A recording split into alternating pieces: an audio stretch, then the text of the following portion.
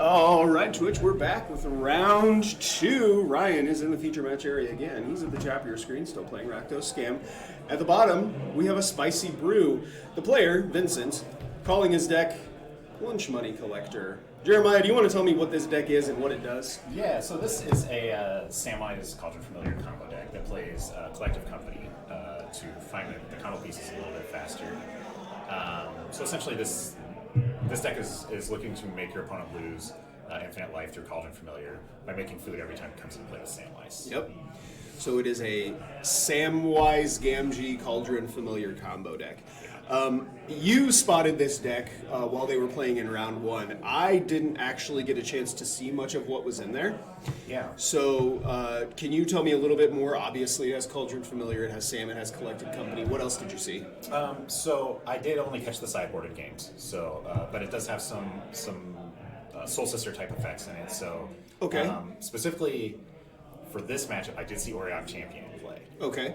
Which is protection from red and black. Yep. Gain life whenever a creature comes in. Seems very, very good against Scam. Right. I don't know if he has Sanctifier also.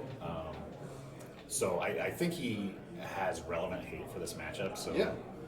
Kind of, we'll kind of see what happens, but. Yeah, you said you were watching a sideboarded game and he had, what is that card called? Drannith Magistrate? No, that was a different deck. Oh, that was a different deck. Gotcha. That was not this deck. No. All right, players are getting shuffled up here. Looks like we're going to take a high roll. Vincent looks like rolled 5, and that's 4. So Lunch Money Collector will be on the play here for round 2.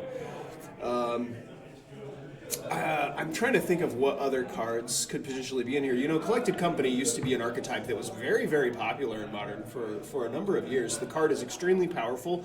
If you get, the full value out of it, you can put 6 mana worth of creatures into play for just 4 mana at instant speed. Yeah, and notably in a scam meta, having the ability at instant speed to just throw some things into play can really kind of help you come back from just getting griefed into a play, from those backbreaking hits. Yeah, that's another thing is when you got these decks that are just trying to basically get rid of your entire hand. 2-for-1s on your side are very, very good. They are. The downside to that is you can get hit by a lot of discard spells before you have 4 mana in play. That's true. But the deck is pretty cool. It's a one of in the room, you know what I mean? So, and the sideboard hate is super relevant to. Yeah, I would agree. Speaking of the room, you have over there a breakdown of all the archetypes that we have today. So what are we looking at? So we've got 2 of the Hammer Time decks. We've got a Rhinos deck, some Living Death. We've got 2 of the Beans decks, the Omnath Beans type decks, 3 Scam decks, and this Cocoa Food deck. So Scam taking up the largest share. Yeah, 30% of the, And then it's Beans and Hammer Time. Beans and Hammer Time. So both of those Beans decks. Oh, there aren't any Tron decks. There are no Tron decks in the room. Oh, okay. Yeah, Tron, once again, kind of fallen out of favor here now that the Pro Tour is over and everybody's had a chance to calm down. Yeah. So the Hammer Time decks were the most popular archetype at the Modern event last month. I don't exactly know what fueled that, but knowing how prevalent Rakdos Scam is in our meta, and really just in Modern in general, having access to those white sideboard hate cards like Sanctifier and Vec and Drannith Magistrate seemed like a really, really good reason to play that deck. Yeah, even just like Path, I don't know if it's getting played right now, but just the ability to say this card's no longer in the game. Right. Yeah. Right, and we don't have to deal with any of these shenanigans anymore. Right. Yeah, it seems very, very good. And then... I'm guessing, Hammer Time maybe losing some popularity because Beans has become so sort of overpowering. And, Yeah, just getting to play the critical mass of all of the good cards and drawing all of the cards and it can be really rough to play an aggro deck in a room where your opponent has 12 something free removal spells. Yeah, and access to a pretty powerful life gain creature in Omnath. It's kind of the underrated side of Omnath, but it matters in those matchups. All right, players getting started here. Vincent has a Razorverge Thicket and a Gilded Goose. Over on Ryan's side, it's going to be a Blood Crypt and Evoking a grief, pitching a not dead after all. So, contents of Vincent's hand are 2 Samwise Gamgees, a Grist the Hunger Tide, a Chord of Calling, and I'm not sure what that other card is. That may be another goose. I think that's another goose. Oh, okay, sure. So, a 1-land hand. Yeah. 1 land, 2 mana dorks. It could be that he feels like, he's pretty comfortable with maybe even having to court for a mana creature. Or Sure. something like that. The play patterns between Sam and the Gilded Goose is actually pretty sweet, it seems like. Yeah, absolutely. So you never have to really go down on food. You just get to keep making a food every turn. So yeah, and but as long as you have a creature. I don't know if there's an Asmo in the stack. But the chord maybe for Asmo. Oh yeah, I hadn't thought about that. This Yeah. could be like an Abzan Asmo deck. Yeah. So Grief going to come back with a Wicked Roll token here after this Not Dead After All resolves, and the second card that's going to go away is Chord of Calling. Ryan will pass back over to Vincent here, who's going to just crack a food and play a Samwise Gamgee, pass back to Ryan. Ryan's going to take a draw step. I see a Fury, a Fable of the Mirror Breaker in hand for Ryan here. What else? A Fatal Push. It looks like Grief going to hit the red zone. That'll take Vincent down to 16. Second main phase, looks like we have a copy of, it's going to be Thoughtseize, maybe? Yes? No? You may be pushing it here, It's hard to say. Both players on a 1-lane hand, it looks like. It is the Thoughtseize. Thoughtseize here. It's going to take care of this. What's it going to be? And you wonder, when the players sit down, they don't know what the other player is playing. If they're expecting a Rakdos, like a scam-heavy meta, maybe mulliganing is just bad. Maybe that's why they're not mulliganing, into the 2-lane hand. Sure. Which is totally reasonable. Yeah. If you ask me. Second copy of Goose going to hit the battlefield here. That'll make a food token. 2 food tokens. 2 food tokens. Yeah, the play patterns are great. Bringing the second breakfast. And there is the Viscera Seer for a 3rd food token. Sam's going to hit the red zone. Ryan down to 14, pass back that way. And so now, we've got this grist in the yard. This Samwise can actually get this grist back with by sacking these foods because it's a short. Sure. So sack, is it 2 foods? 3. Sack 3 foods to get a historic permanent from your graveyard back to your hand. Exactly. Yep. Does it go to hand or battlefield? Hand. Hand. Yep. Interesting. Well, I'm really excited that we have this kind of deck finally on camera here. Yeah, curious whether or not this is an Asmo deck. It seems like it could fit in here easily enough. Notably, Vincent is very close to comboing off here. He's got the Viscera Seer, the Samwise. All he needs now is the Cauldron Familiar. Yeah. Yep. So another Chord of Calling, perhaps Collected Company. Yep. Not sure if there are any other ways to find specific creatures. Eldamri's Call is legal in Modern now. So that's a pretty good card. That's potentially a card that could go find the combo piece. Yeah, I don't know exactly. Fatal Push. So Ryan recognizing how close he is to the Viscera Seer here. Yeah, get rid of at least one piece of it. He revealed that top card, and I did not see what it was. It almost looked like a Yawgmoth. I believe he's scryed. Scryed. He's scryed with the Viscera Seer there. I don't know if there's a Yawgmoth in this deck, but it almost looked like a Yawgmoth to me. Interesting. Here is 3 mana. It's a Grist. Yep. So in these kind of matchups, Grist is super powerful. Yes. It can buy you a ton of time. It answers your opponent's creatures. And again, with this Samwise in play, the cards that he mills are not gone forever. Yes. So pretty cool, setup right now for Vincent. Yeah, 100%. Obviously going to be disrupted a little bit by this Fury. Yeah, this Fury just gets to Plague Wind him, right? Yeah. Oh, the Goose is a 0-2. So no. All right, so Grist and Sam are going to hit the graveyard. Ryan stuck on 1 mana, but has tons of cards in hands. Yeah. Vincent's just going to pass back. There is the second land. Vince gets punished a little bit there for not having the 3rd food in play to get back his other Samwise. Sure. Good timing from Ryan. I don't know if that was a consideration, but yeah, very heads up. Thoughtseize is going to reveal a Godless Shrine. Pass back over to Vincent. Vincent's going to make a food on the end step. Draw a card. What's it going to be? Godless Shrine tapped and a pass back. Yeah. Collected Company here would be pretty good. Here's a Fable of the Mirror Breaker. Fable, another one of these cards that does not win the game quickly, but is very good in these longer grinding matches. Yes. So there's probably not a lot of cards Ryan wanted to see more than that, in play right now. So. Yeah. This goose is definitely laying some golden eggs, though. Right.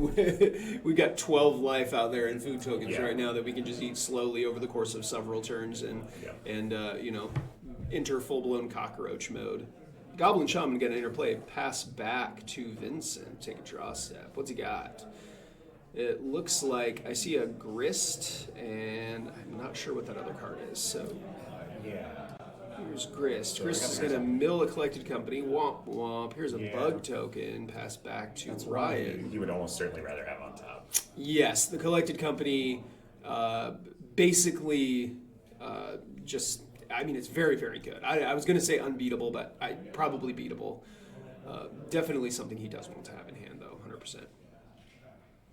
But again, Grist versus Fable, both cards are very good at these games.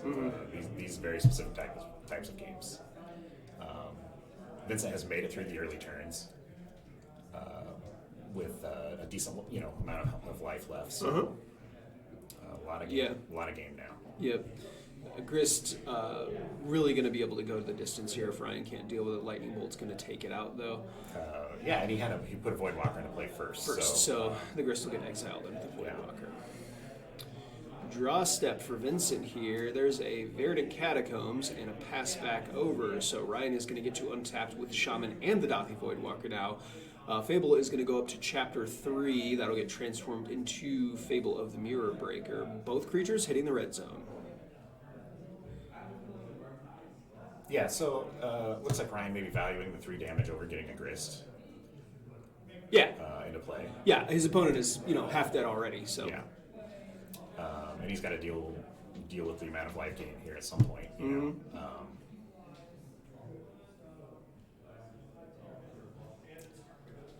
Also, probably pretty notable that he wants to have this Voidwalker in play if Vincent does find a Culture Familiar.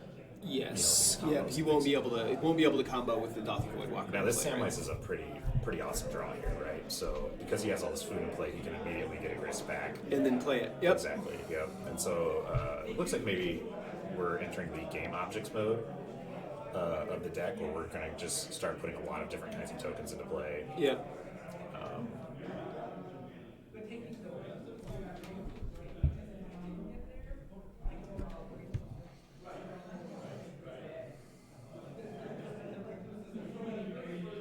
Ryan's got 3 mana. It's another copy of Fable of the Mirror Breaker. I'm curious if that scryed card still was a Yawgmoth, and if this is indeed an Agatha's Soul Cauldron deck. Oh, interesting. I hadn't considered that. Did he scry to the bottom there? He did. Oh. But he didn't. At the time, he didn't have access to creatures and not a lot of mana. Sure. Yeah, I was thinking he scried that Grist to the top there. There is the Magic Dad's Goblin Shaman token. It's here. Fable of the Mirror, Reflection of Kiki-Jiki going to get to copy one of the Goblin Shaman tokens, and 2 of them are going to hit the red zone. So we'll make 2 treasures for Ryan here, and both tokens are attacking Grist. Grist is going to die.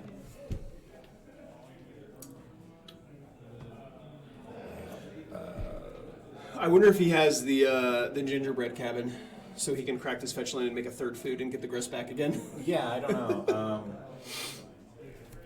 Any creature makes its food at this point. That's true. So. Looks like it's just going to be a Overgrown Tomb. It all depends on how much he values the Grist in this matchup versus maybe having a 3rd food open in case there's another Fury that comes down. Yeah, that makes sense.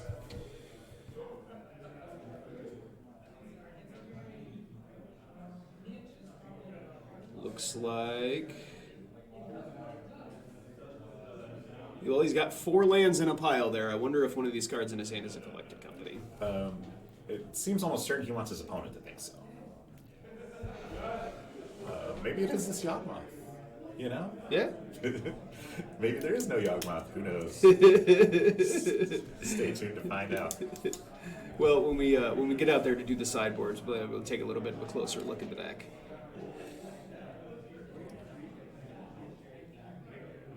Here is.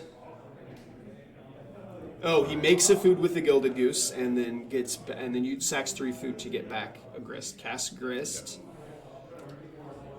Grist is going to plus mill a Court of Calling. We got a bug coming in here. Yeah, so, I mean, it's clear that Vincent values Grist pretty highly in this matchup. Yeah, and I'm inclined to agree. Yeah. If we get to a point where Ryan's not able to keep answering these Grists, they're just going to take the game over. Right. Another Voidwalker. Yeah, yeah. Well, we talked about how White has some good sideboard hate for Scam. I hadn't considered that Dothy Voidwalker is very, very good main deck card against the Sam Cat combo. Absolutely, yeah. And I'm sure that Vincent knows that. He seems, judging by the things that I've seen him sideboard, he seems prepared for this matchup. So it seems likely that he recognizes that. But this is a pretty cool play here. Make a copy of the Voidwalker and sack it immediately to play his opponent's Grist. That was exiled by the earlier Voidwalker. Oh, wow. Yes, that is a very cool play. Both of these players trying to punch the ticket to Value Town. And weirdly, Abzan is falling slightly behind Scam in that category. Value. Not something you normally see. Value Town.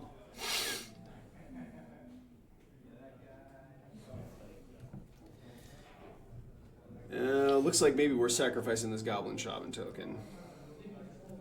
Yeah, with the Voidwalker in play, I'm pretty sure he wants to get this Sam off the table. Yep. Because this is going to continue these loops for Vincent if he doesn't do something. Yep. Also notably makes it a little bit easier to get in on this Grist if he wants to.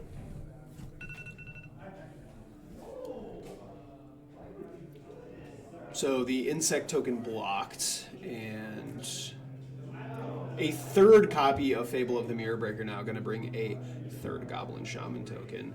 Pass back over to Vincent.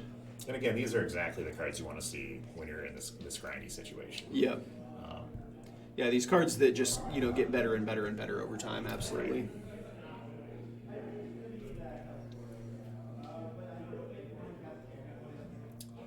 All right. Is this... Making a food, it looks... No? We are casting Twiddle.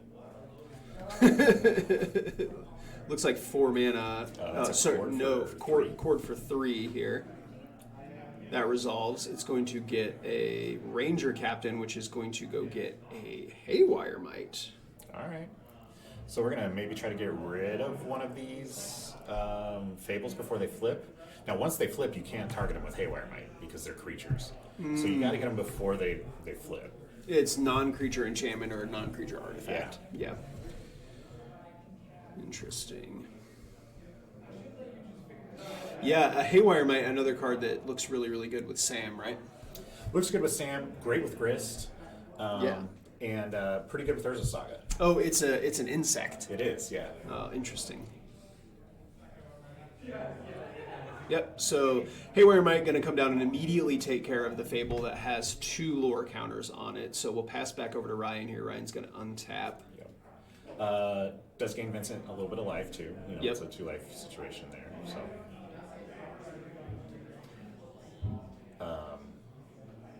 Also to know that Gilded Goose did get sacked to take down that Voidwalker. He does not want to see this loop of Reflection Voidwalker any longer. And that Shadow Creature is actually just pretty threatening to the life total right now. At 7, down, at 7. All right, both Goblin Shamans looks like they're going to get pointed at Grist, so Grist will go down to 1. Yeah, interesting that we're not. I guess I don't know what's going on. Maybe we're trying to figure out. I think he's actually going. Oh, okay. Okay. Yeah, I was like, it seems weird not to block there. Fury's going to kill it either way, that kind of stuff. But this Ranger Captain is also quite good against Scam. They have that pitch creature on the stack. You sack that Knight Captain, and they can no longer feign death. Oh, interesting. Yeah. 100%. So again, it seems like Vincent knew this was going to be one of the matchups he was going to see a lot of. Unfortunately, he kind of drug him into deep water, but is just getting drowned by Fables. Yep, and that's going to do it for game 1 here. Ryan's going to take it down. So these players will get sideboarding, and we will be right back with game 2.